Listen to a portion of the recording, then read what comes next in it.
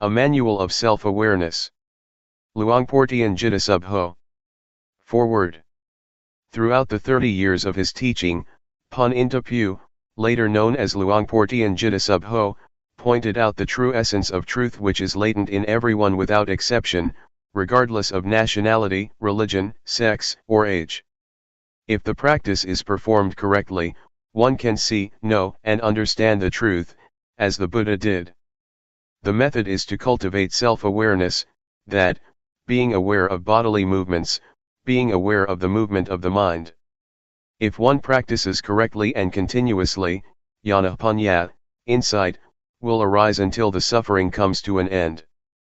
We agreed to edit the teaching from various occasions and consolidate them into one source, so that they can be used as the manual for anyone who is interested.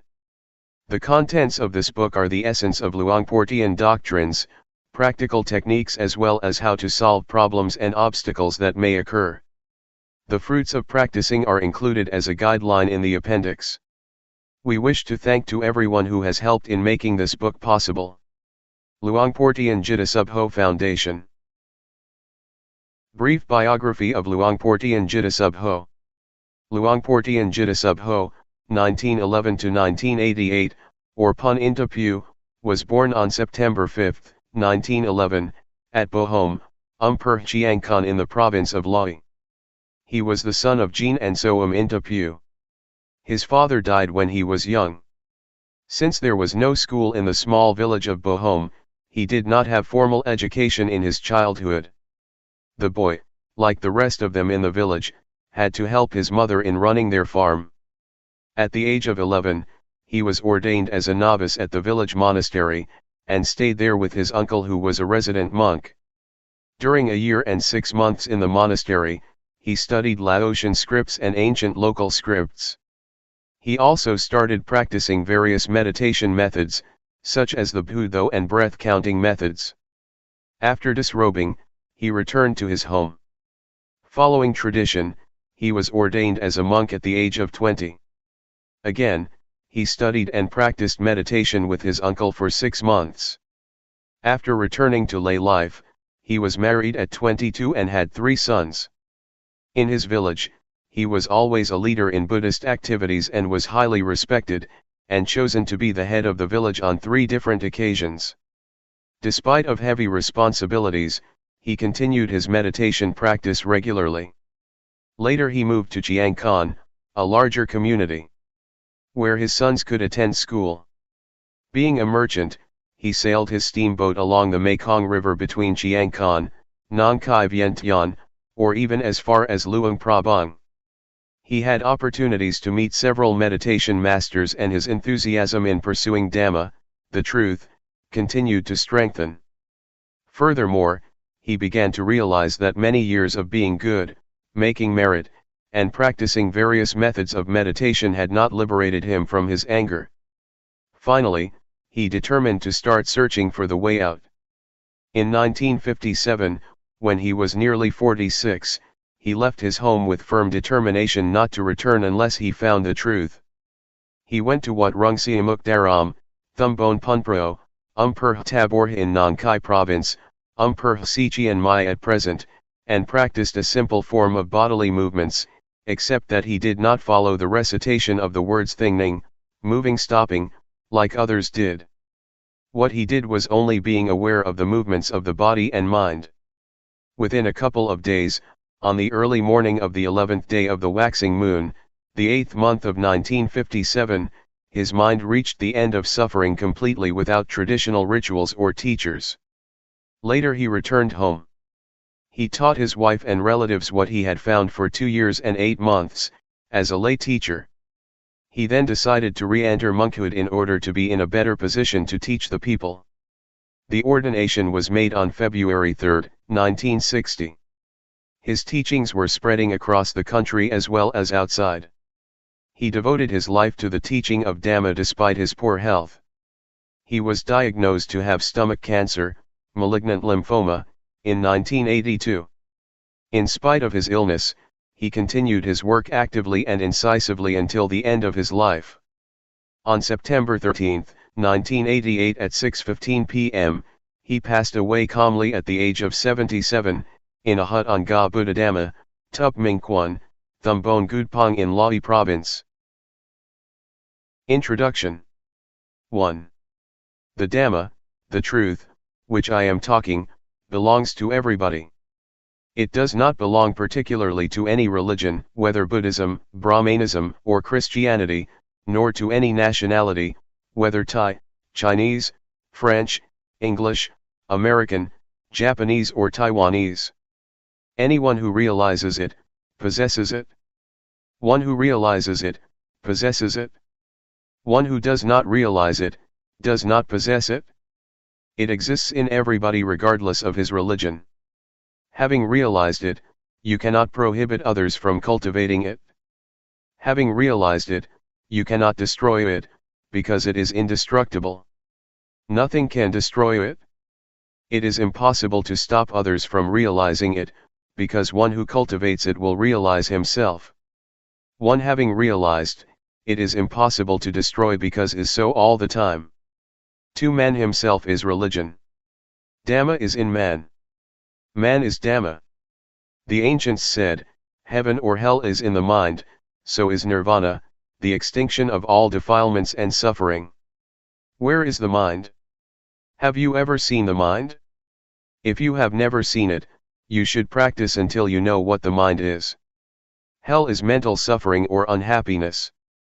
When it fades away, we are in heaven. Whenever anger recurs, we then revert to hell. 3. The Buddha nature is the mind that is clean, clear, calm, pure, bright and quick. This kind of mind exists in everybody without exception.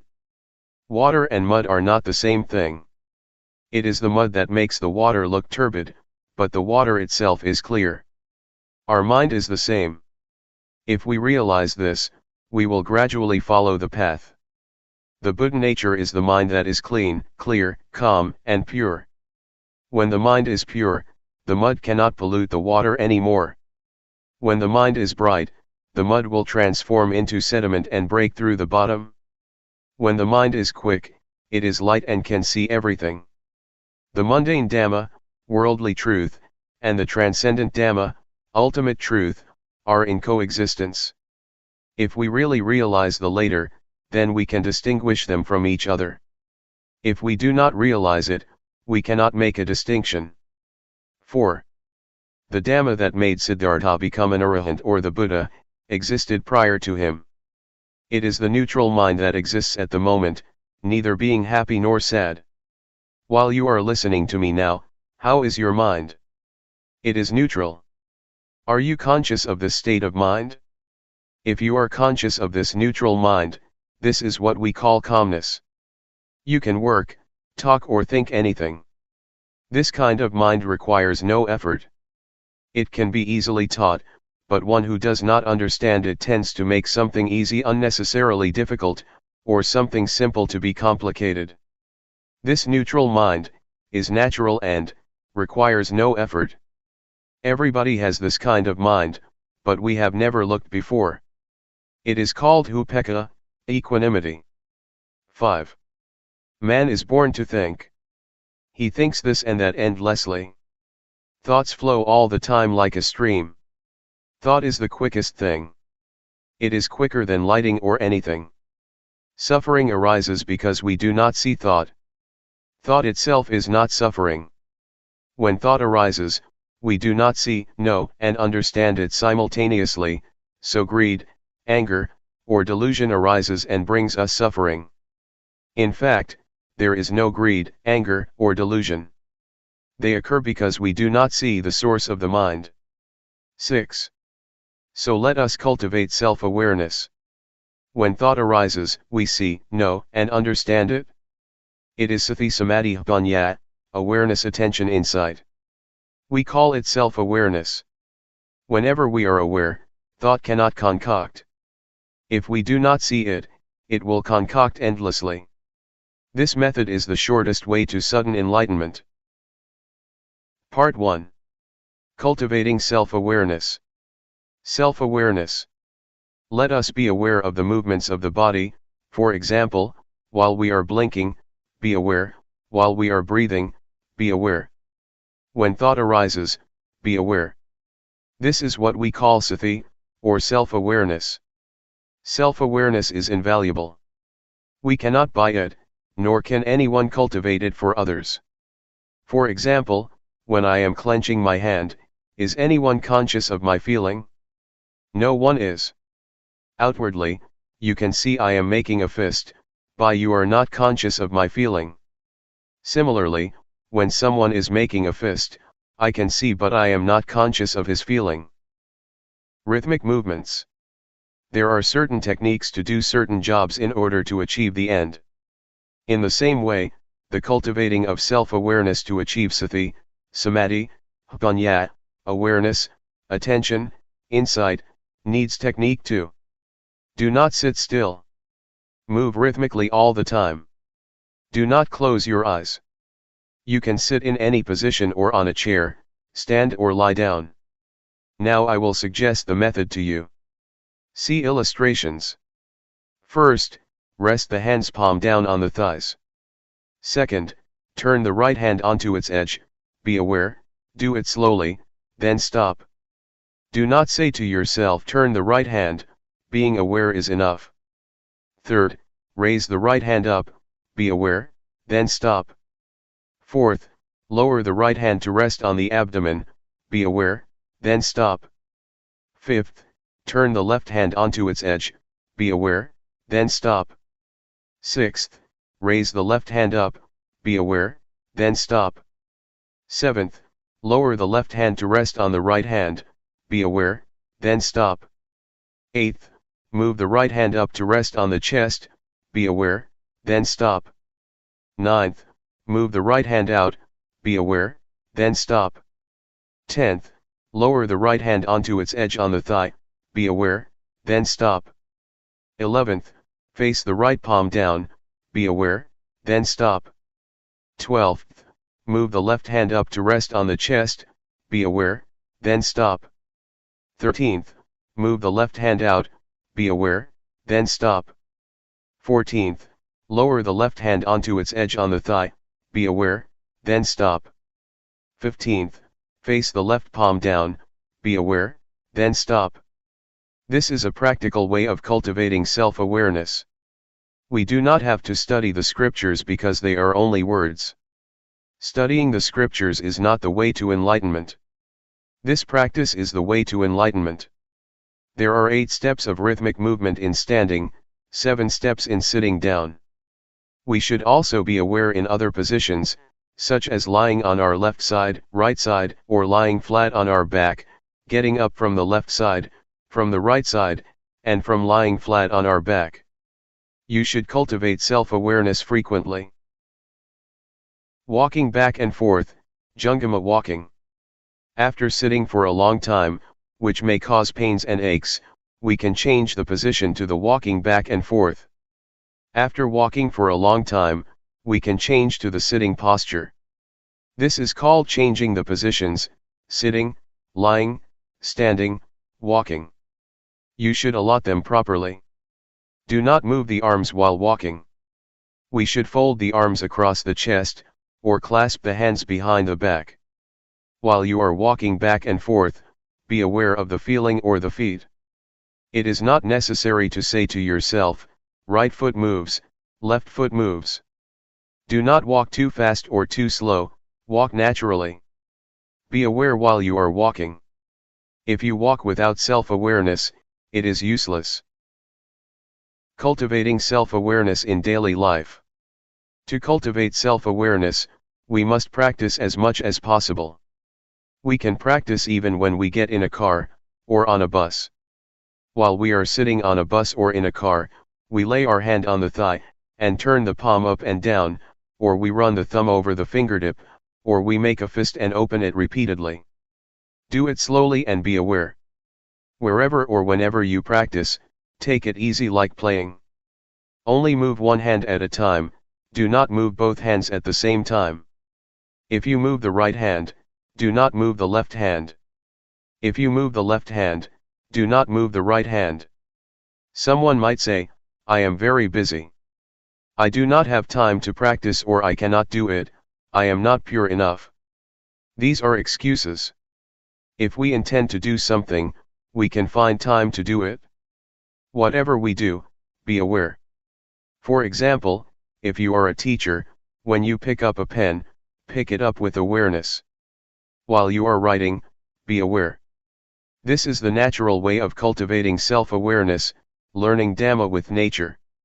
While you are having a meal, pick up the spoon, be aware, take the food into your mouth, be aware. While you are chewing food, be aware, swallowing food, be aware. Practice continuously like a chain. I guarantee the teachings of the Buddha, and the method I teach. I guarantee what I am saying, if you are serious enough and practice continuously, like a chain or the hands of the clock that rotate all the time. To practice continuously like a chain or like the rotating hands of the clock, does not mean that you have to cultivate self-awareness, by doing rhythmic arm movement, or walking back and forth all the time. The word to practice all the time means to be aware while doing all daily tasks, washing clothes, sweeping floor, cleaning house, washing dishes, writing, or buying and selling, just be aware. This awareness will accumulate little by little like the raindrops fall into a good container, and fill it to the brim. When we walk forwards or backwards, move the hand in or out, be aware. When we go to bed, we can make a fist and open it repeatedly until we fall asleep. When we wake up, we should continue our practice. This is called cultivating self-awareness. Summary. Practice the rhythmic movements continuously like a chain, as the Buddha taught. Be aware of it at every moment, standing, walking, sitting, lying, bending or stretching. When you practice the rhythmic movement, turning the palm up and down, raising the hand, lowering the hand, be aware. When you are nodding, and raising your head, be aware, leaning to the left, leaning to the right, blinking the eyes, opening the mouth, breathing in and out, be aware. When thought arises, be aware. Be aware of the movements all the time. Do not sit still. This is the technique of cultivating self-awareness. The essence of practice, a handful leaves Dhamma, is being aware of the movement of the body and the movements of the mind. I guarantee, if you practice continuously and seriously as I have taught, in at most 3 years, suffering will end. It may take only 1 year. For some people it may take only 1 to 90 days. The result is that suffering will decrease, or cannot disturb you anymore. Part 2. Walking on the path. Be sure that our objective in practicing Dhamma is self-knowledge. We should start from the basic stage and go step by step as the Buddha taught. If we do not follow this way, there will be no progress in our practice. Basic stage. For the beginners, doing rhythmic arm movement is better than walking back and forth. Move the arm rhythmically, slowly, gently, and lightly. When it stops, be aware of it. When it is moving, be aware of it. If you move the arm too fast, you cannot catch up with the bodily feeling that arises, because the awareness is not strong enough. We should practice continuously, regardless of tiredness. If we think we are tired and take a break, there will be no chain of continuity. After you have realized something called Rup-Nam, body-mind, then you can walk back and forth. You must really realize it. When thoughts arise, do not stop them. Let them flow, do not follow them but come back to Rup-Nam. Always be aware of Rup-Nam. Sometimes, piti, rapture, will arise. PT will carry us away from being aware of Rup Nam. As long as we are not aware of Rup Nam, our mind will be gradually dulled. Thoughts will arise, let them arise freely. You might feel dizzy or suffocated, if you suppress them. Be relaxed, do not worry whether you are aware or not. The first stage that one will realize is Rup Nam objects. These are Rup, body, Nam, mind, Rup acting, Nam acting, etc. See the appendix. One should review backwards and forwards, over and over. While we are reviewing these objects, thoughts will arise. Let them go. Whenever we are aware, the mind will stay with Rup Nam objects. Review them backwards and forwards, until they are embedded in the mind. When thoughts arise, sometimes we are carried away by them, which might make walking or doing rhythmic movement faster or quicker. We should be aware and slow down. It does not matter how long it takes. Seeing thought mind stage. After one has realizes Rup Nam objects completely, one should keep on observing thoughts. Speed up the rhythmic arm movement or walk faster. Do not suppress thoughts. Practice with ease. Observe thoughts with ease.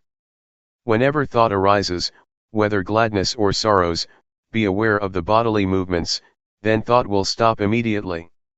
Generally, when thought arises, the mind will be dragged along, like a kitten trying to catch a big rat.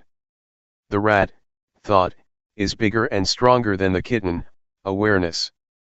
When the rat shows up, the kitten, by nature, will catch the rat. The rat is frightened and runs away with the kitten holding on. After a while the kitten becomes tired and let the rat go.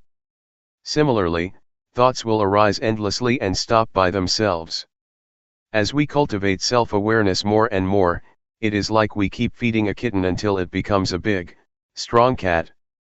When thought arises, the mind will not be dragged along, and thought will stop immediately.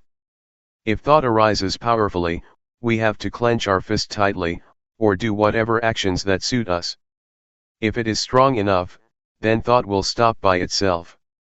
Keep on practicing. Whenever thought arises, you will be aware of it immediately. As I have often told you, if there are two men and one chair, the man who is stronger and quicker will occupy the chair. When we cultivate self-awareness more and more, this self-awareness will replace the unawareness, so the unawareness will gradually decrease. Let thoughts arise, the more thoughts arise the more we are aware. When self-awareness increases more and more, it will catch up with thoughts. Suppose that 100 thoughts arise, we are aware of only 10 but we are not aware of the other 90. Next, thoughts are 100, we are aware of only 20 but not the other 80. We continue our practice until we are aware of 80 but not the other 20. Now, we are aware of 90 thoughts, then 95. When we are aware of 95 out of 100, we should practice earnestly. Do not be discouraged or slack or sleep during the daytime. When thought arises, we are aware of it immediately again and again. Our mind will change at this point. The path starts from here. It is the beginning of nirvana. Formerly, the mind was in the dark and did not know the path. When it can overtake thoughts, then the mind will be illuminated. This light is not the external light, that can be viewed by the naked eye. The mind itself is free and illuminated. It is called wisdom eye, the arising of Jnana of Vipassana, insight. We should continue practicing rhythmic arm movement or walking back and forth. We can practice at any speed we like. Keep on practicing. Let Jnana, insight, itself penetrate the objects of insight. There is no need to learn from any teacher or scripture. When Jnana penetrates the objects of insight, the mind will be free step by step. There are 5 steps: the first jhana, the stage of seeing, knowing, and touching the objects of insight with the mind; the second jhana, the third jhana, the fourth jhana, and the fifth jhana, respectively. When we know, see, and understand these objects of insight, thought will arise quicker. When we reach the last step, jnana will arise by itself. Once I attained this state, I understood the saying that the Lord Buddha has his hair cut only once. Whenever you have attained this, you could understand it, you cannot know it beforehand. If you know it beforehand, that is knowledge of Jnana. It is not being. When I see, know, and understand this, I realized, oh, the Lord Buddha has his hair cut only once, that does not mean the real hair. It means this was cut off. As we fasten a rope tightly between two poles, when we cut it in the middle, each part will return to its pole and cannot be rejoined. We will know and see the change. It is absolutely light, as if it is weightless. It is the end. When it ends, jnana will arise, and one will realize the end of suffering. Recommendations. There are two kinds of thought. The thought that comes in a flash, then goes away. This kind of thought brings anger, greed, or delusion. The second kind is the thought that we deliberately think. This one does not bring anger, greed, or delusion, because we intend to think with mindful knowledge. In this method, do not try to suppress thoughts. Let thoughts arise naturally. The more thoughts arise, the more we are aware. Some people feel annoyed with the distractions and worried that there is no samadhi, meditation. This is a misunderstanding. Distraction is a good thing because the more thoughts arise, the more we are aware. Keep on cultivating self-awareness earnestly, but do not concentrate. When thoughts arise, do not suppress them, but detach from them by being aware of the bodily movements. Self-awareness will replace the unawareness. Observing thought is the most important thing, which most people ignore. When thought arises, we begin to criticize or make comment on it. This means that we get into thought. It is not letting go of thought. It is knowing thought, not seeing thought. If we keep observing thoughts without any bodily movement, when thoughts arise, we will get into them easily. Therefore, it is necessary to be aware of the bodily movements. When thought arises, we will see, we will know. Whenever we see ghosts, deities, Buddha images, crystal balls, or even the Lord Buddha, that is not true seeing. It happens because the mind wanders away. We do not see the thought, so the mind concocts by itself. It concocts because we do not see the source of thoughts. When thought arises without our seeing, it will conjure up ghosts, colors, lights, deities, hell, or heaven. Whatever it is, we will see it as such. It is an illusion. It is the mind's trick. The seeing is true. What is seen is not true, so it cannot free the mind. Only if we see realities, the mind will be free from suffering. This is the shortest path. When thought arises, be aware of it immediately. This is the authentic Dhamma practice. Doing the rhythmic movement is only the technique, which can help to see thought. Part 3. Obstacles and solutions. There are some obstacles in this method. I will recommend you how to solve these obstacles that may occur to the practitioner. Strain, dizziness, giddiness, suffocation. When we first begin our practice, we tend to concentrate. We want to know, see, be, and have. This is not the right understanding. If you know, see, be, and have, you might get strain, dizziness, giddiness, or suffocation. This is not the correct practice. When thoughts arise so much, we do not like it and try to suppress them. This brings us trouble. The correct method is practicing with ease. Look far away and cultivate self-awareness lightly and gently. Do not concentrate. Move or walk comfortably and rhythmically with awareness. Drowsiness. If you feel sleepy while practicing, you should change to another kind of work, for example, weeding, washing your face, taking a bath, washing clothes. We should find a way to avoid the obstacle. Calmness under unawareness. Calmness under unawareness is called BT, rapture, clinging to calmness. This is an obstacle. The cultivating of self-awareness is not to obtain this kind of calmness, but always be aware of the movements. Vipassana. After we have attained Rup-Nam objects, this is the end of the basic stage. Someone will stop practicing because he thinks that he has attained the highest Dhamma. At this stage, knowledge will arise endlessly and we will be proud of this knowledge. When thoughts arise, he does not see them, and then gets into them.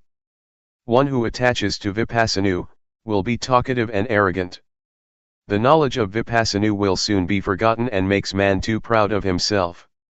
This is called Vipassana. The solution is, doing rhythmic movement with ease, do not concentrate or desire for the result. Do the movements lightly and gently. When thought arises, be aware of the bodily movements. Jnana. When one realizes Paramatha objects, see appendix, Piti, rapture, will arise. One is delighted of this knowledge. In general, Piti is good, but according to this method, Piti is the obstacle of attaining the end of suffering. When Piti arises, one will attach to it. We should do the bodily movements vigorously, and as much as we can, to turn the mind away from Piti, and back to the movements. Do it slowly and rhythmically. When self-awareness increases more and more, Piti will gradually fade away and the mind will return to the ordinary state. Suffocation, giddiness, or strain may arise. We should practice with ease, look far away and move gently. We should not stop practicing because of these obstacles, but continue our practice earnestly. Do not sleep in daytime but rest at night. Vipallasa. According to the texts, Vipallasa means seeing false as true, hell as heaven, evil as good.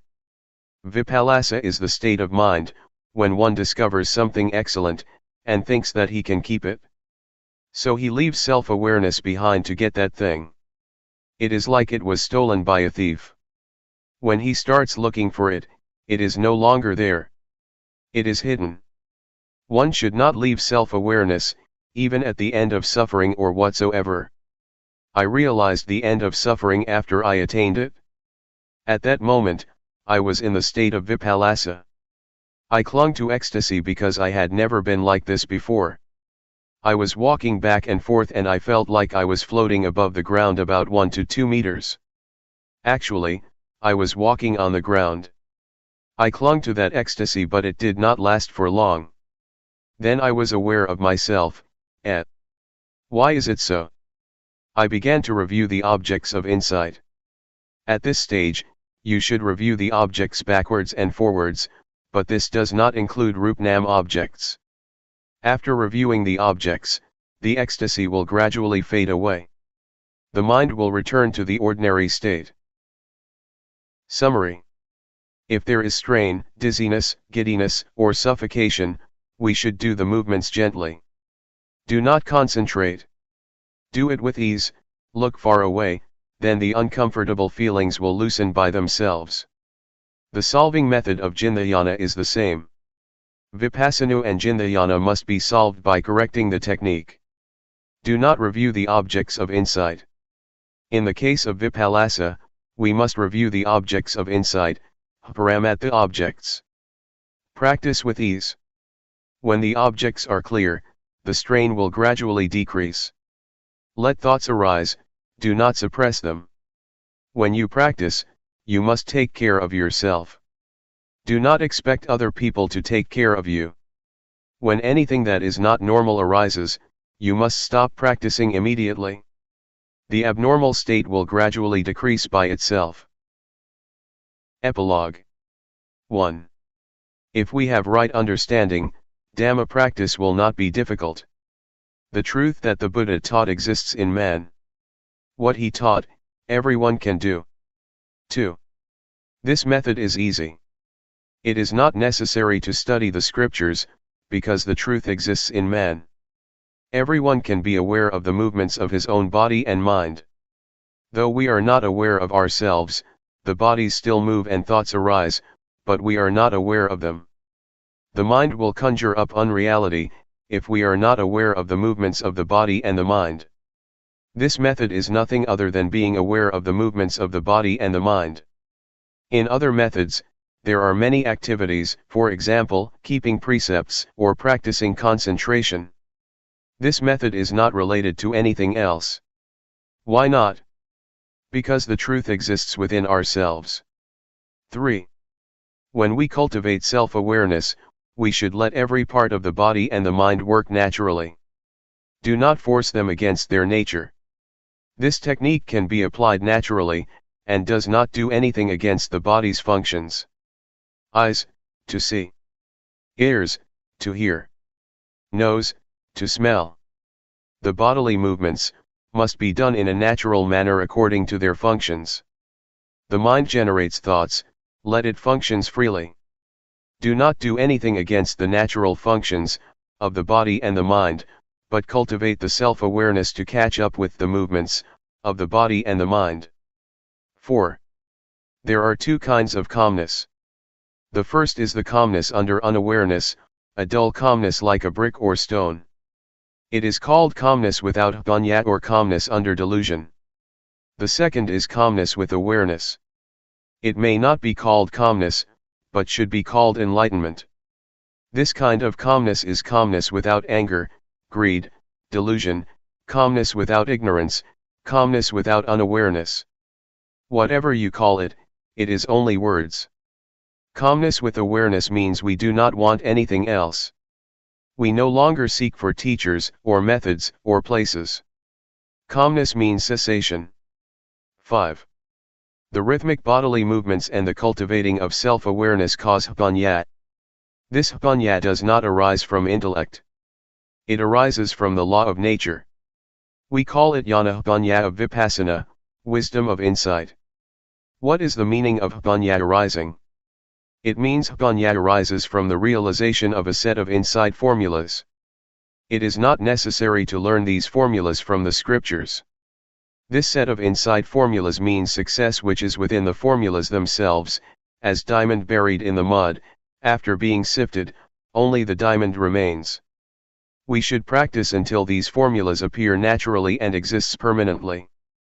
Everybody has the set of formulas within himself. After attaining the end of suffering, jnana will arise.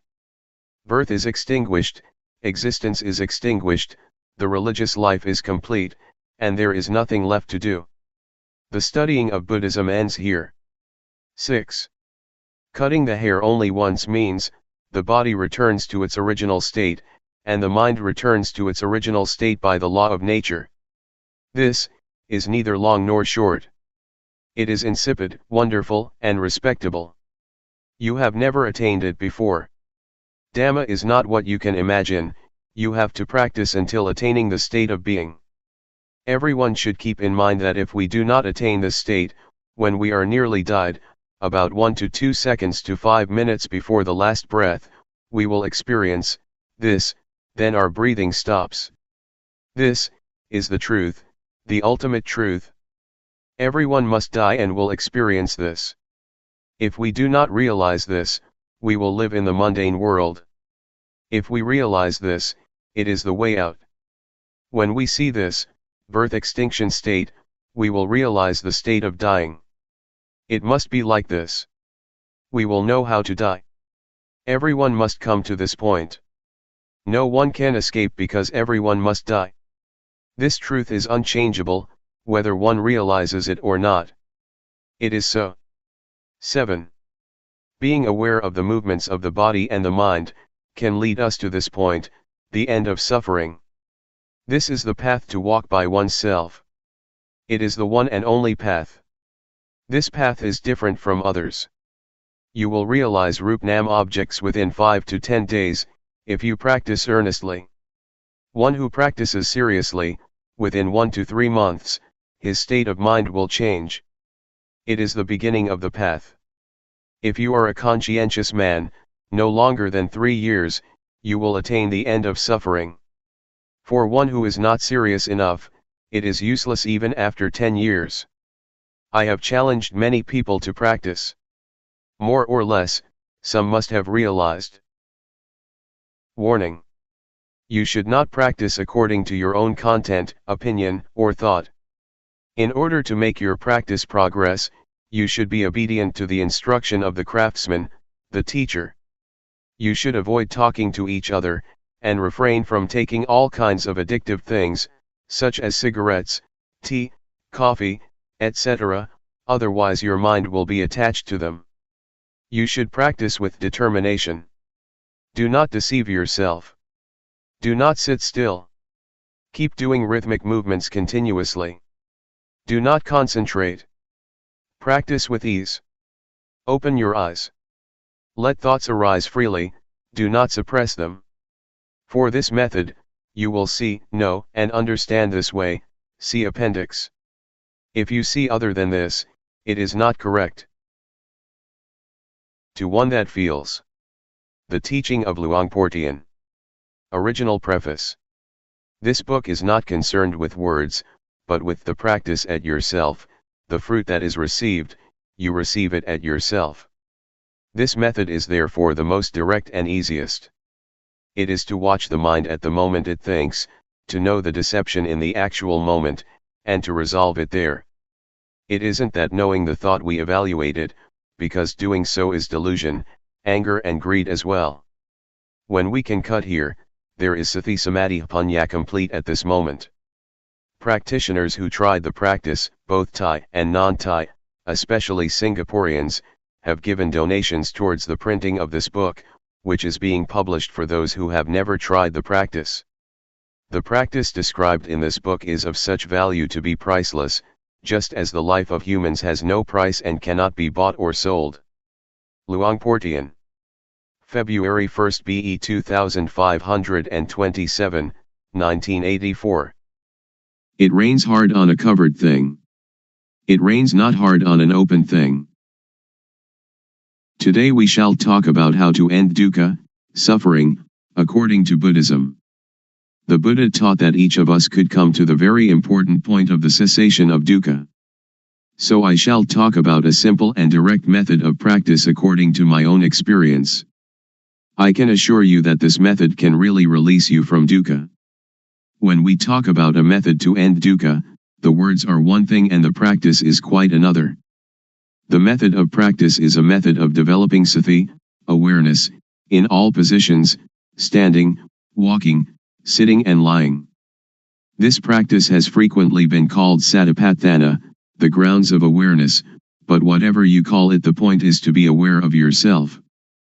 If you are aware of yourself, then moha, delusion, will disappear. You should develop awareness of yourself by being aware of all your bodily movements, such as turning your hands, raising and lowering your forearms, walking forward and back, turning and nodding your head, blinking your eyes, opening your mouth, inhaling, exhaling, swallowing saliva, and so on. You must be aware of all of these movements, and this awareness is called sati. When you have awareness of yourself, the unawareness, which is called moha, or delusion, will disappear. To be aware of the movements of the body is to develop sati. You should try to develop this awareness in every movement. When you are fully aware of yourself, there arises a certain kind of panya, knowing, in the mind that knows reality as it is. To see yourself as you are, to see Dhamma, actuality, the way things are, the truth of nature, of existence. To see Dhamma isn't to see deities, hell, or heaven, but to see oneself turning the hands, raising and lowering the forearms, walking forwards and back, turning and nodding the head, blinking the eyes, opening the mouth, inhaling, exhaling, swallowing saliva, and so on. This Rup Nam. Rup is body, Nam is mind. Body and mind are dependent upon each other. What we can see is Rup, and the mind that thinks is Nam. When we know Rup Nam, we know reality as it is.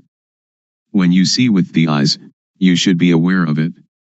When you see with the mind, you should also be aware of it. Dhamma is yourself, everyone is Dhamma, whether male or female, Thai, Chinese, or Westerner, each is Dhamma. The practice is with us, and the teaching of the Buddha can really lead us to the extinguishing of dukkha. Individuals are Dhamma, Dhamma is the individual. When we know Dhamma, we will understand that everything is not as we think it is. Everything is samyuti, supposition. This is the panya that arises so that the real teaching of the Buddha can be realized. Whether the Buddha existed or not, Dhamma is there. When you really see this, you will be beyond your superstitions. Once you that Dhamma is yourself, it is you that lead your own life, not anything else. This is the beginning of the end of dukkha. Next, we try to develop sati in all our movements in daily life. For example, when we make a fist or open it, we are aware of it. And when we are aware of all our movements, then not knowing, or moha, disappears by itself. When there is awareness of ourself, there is no delusion. It is like pouring water into a glass.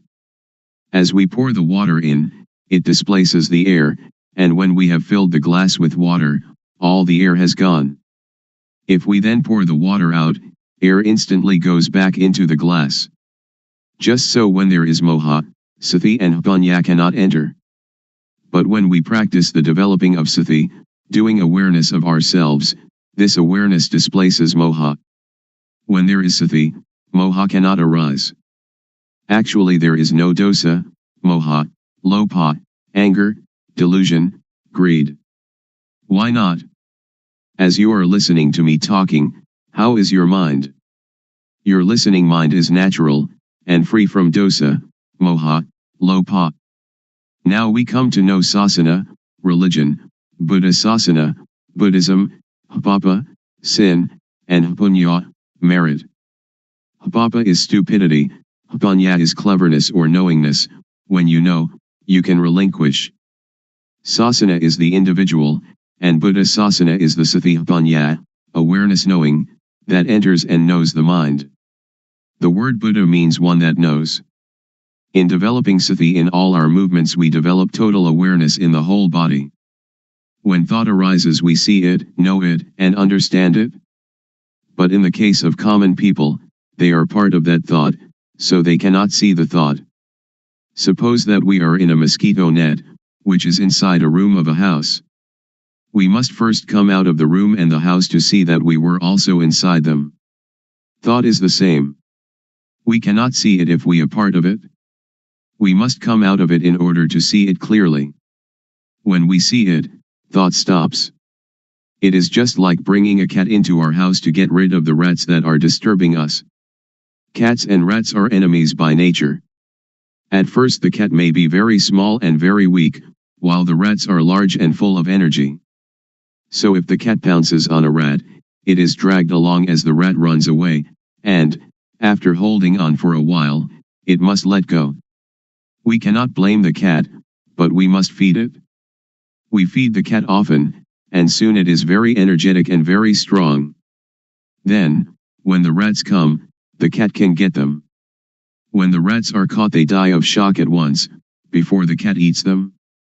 Thought is the same. If we develop sati, then when thought arises we become aware of it, and it stops. The thought does not continue, because we are aware of it. It disappears because we have sati, samadhi, setting up the mind, steadiness of mind, and panya all together at that moment.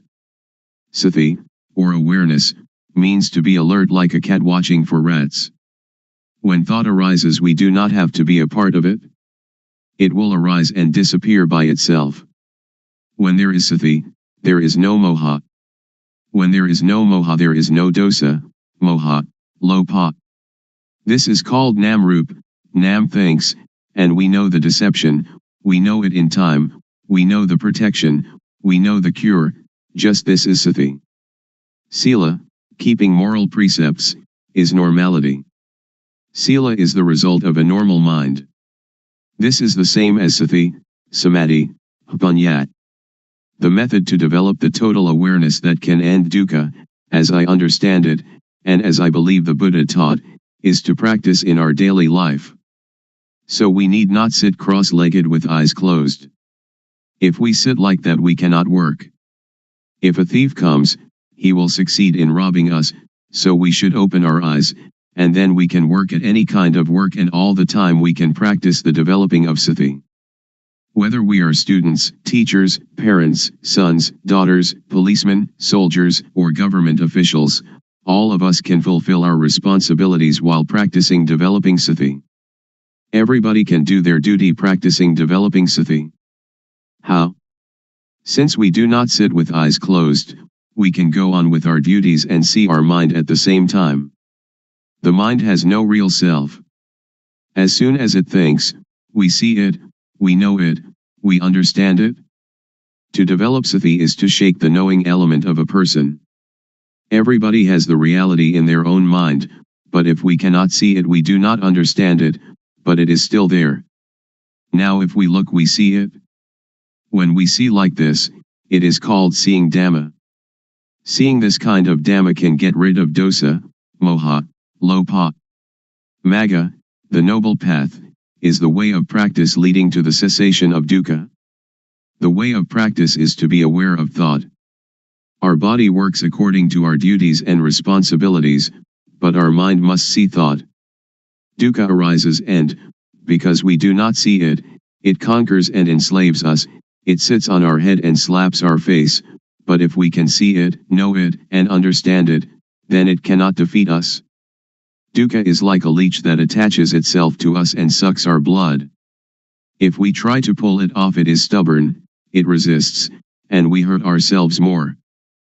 But if we are clever we simply use water mixed with tobacco leaf and lime, and squeeze the water onto the leech. The leech is afraid, and drops off by itself. So we don't have to tear it out, or to force it, in order to get rid of it. This is the same. Those who don't know try to stop dosa, moha, lopa, they try to fight and suppress it, but one that knows just has sati to watch the mind and see thought. It is like turning on an electric lamp. A person who does not know about electricity will try at the bulb instead of the switch, so the lamp does not light. But someone that knows about electricity knows how to use the switch, and the lamp lights up. Dosa, moha, lopa is like an electric lamp, the thought is like the switch. The thought is the cause of this derangement. If we want to eliminate the derangement, we come to the thought. When we have sati watching thought, dosa, moha, lopa cannot arise. Actually, there is no moha, no lopa and no dosa. We touch the switch here in order to have light there. We develop sati here in order to end all dukkha. Dukkha arises from moha. When we have sati there is no moha and so no dukkha. When we move our hands we feel, and the awareness of this feeling is sati, and when we have sati we are separate from thought and can see thought. You should not pay so much attention to the movement, but use sati to watch conceptual thought. Just passively see the thought, do not stare at it. When thought arises, let it pass away. Actually there is no moha. Moha arises when we are not aware. It is like when we build a new house, there are no rats, but when we fill the house with things the rats come. Sometimes, when people criticize or blame us, we feel disappointment. In this practice, awareness of the disappointment will arise at the same time, like the cat catching a rat. When we can maintain our mind in this way, dosa, moha, lopa cannot arise. When thought, suffering, or confusion arise, do not try to stop it, but observe it, and we will understand its nature. As soon as thought arises, sweep it away immediately and come to be with the awareness. Thoughts, suffering, confused mind, they will go by themselves. Any time that thought arises we know it, even while sleeping. When we move our body while sleeping we also know it. This is because our awareness is complete. When we see thought all the time, no matter what it thinks, we conquer it every time. Those that can see thought are near the current to nibbana, extinction of dukkha. Then we will come to a point where something inside will arise suddenly. If the thought is quick, upanya will also be quick. If the thought or emotion is very deep, upanya will also be deep. And if these two things are equally deep and collide, then there is the sudden breaking out of a state that is latent in everybody. With this occurrence the eyes, ears, nose, tongue, body, and mind are detached from sights, sounds, smells, tastes, touches, and mental objects. It is like uncoupling the drive mechanism of car.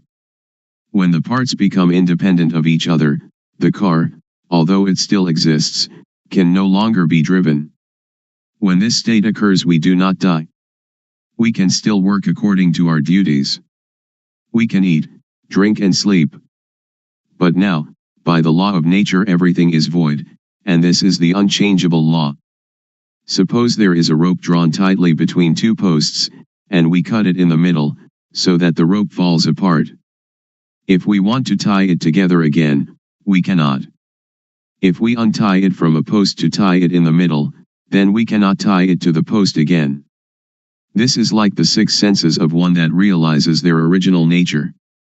When their eyes make contact with an object there is no attachment, just as a screw that is stripped, without threads, cannot become attached.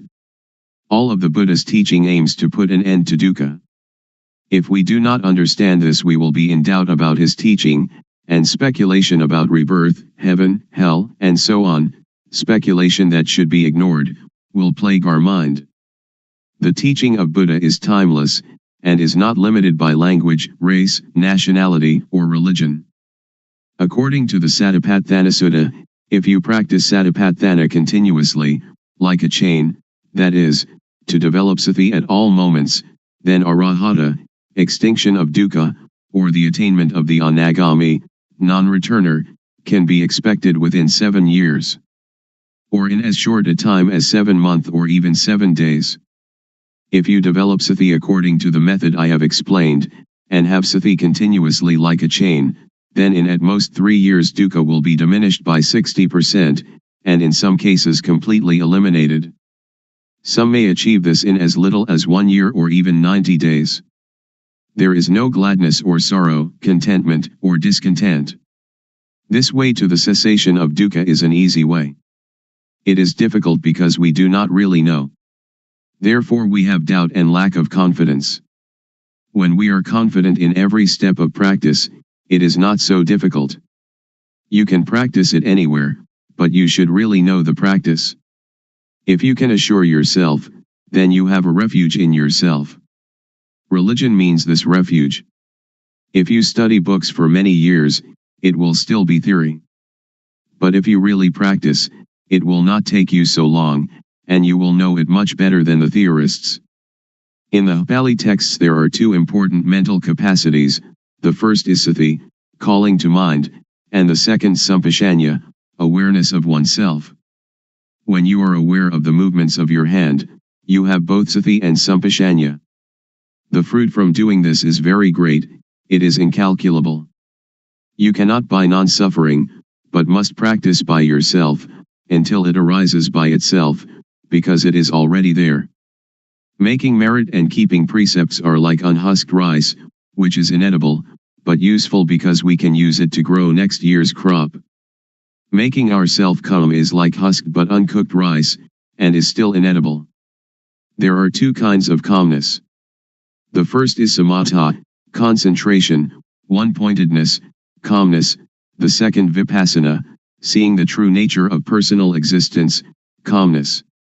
In doing samatha meditation you must sit still, close your eyes, and watch your inhalations and exhalations.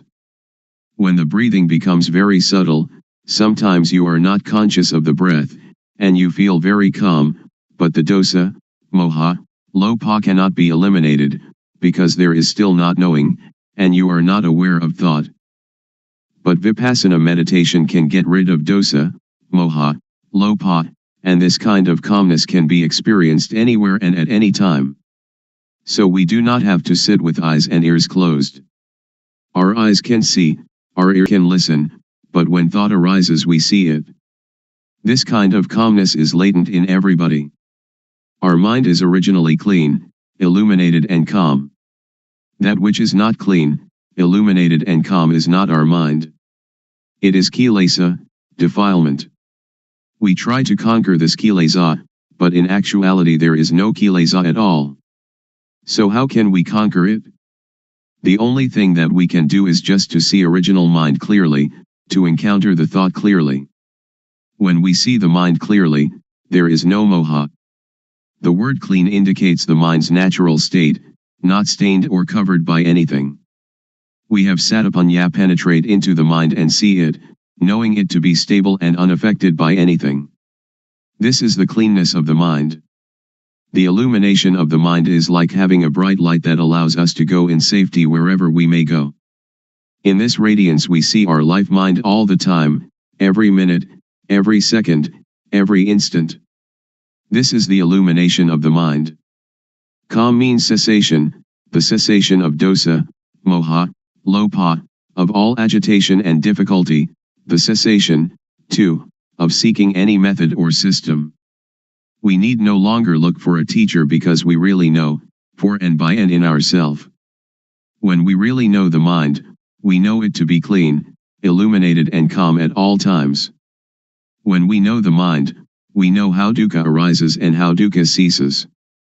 We know thought every time it thinks. We are even aware of our heartbeat. And whatever our movements are, we know them. We know by watching naturally, without strain or tension. The knowing is very quick, it is quicker than lightning, quicker than electricity, quicker than anything. The knowing is the same as jnana, the same as satipanya, sati and samadhi and jnana, they are all the same. The jnana really knows everything. Even when the slightest sound occurs, we know it. The wind touches our skin, we know it. Thought arising in any manner, we know it.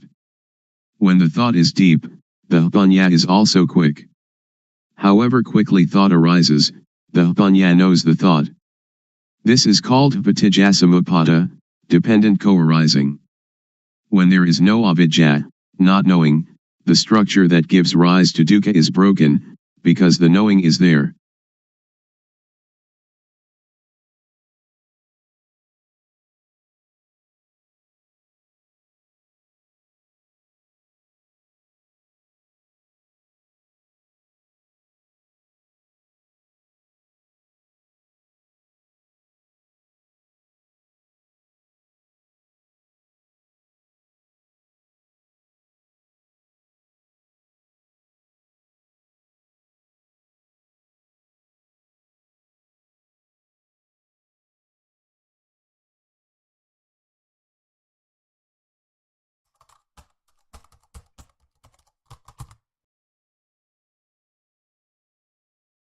May all beings be at ease.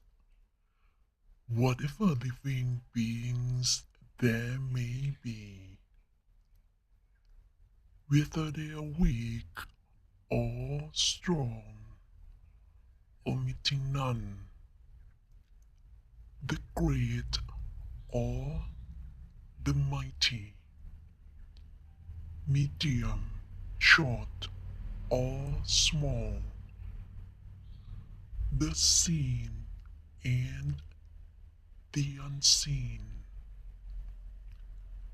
those living near and far away,